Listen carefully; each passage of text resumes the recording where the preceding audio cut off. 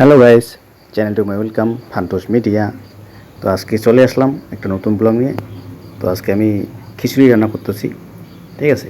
সারাদিনে কাজ করার পরে স্নান টান করে খিচুড়ি রান্না, ঠিক আছে। তো খিচুড়ি প্রায় শেষ হওয়ার দিকে। আর রান্না করব ফুলকপি, আলু আর মাছের ঝোল, হালকা ঝোল, ঠিক আছে। তো এই দেখেন ফুলকপি, মাছ, ঠিক আছে, ঝোল করবো। আর খিচুড়ি প্রায় হওয়ার দিকে, ঠিক আছে।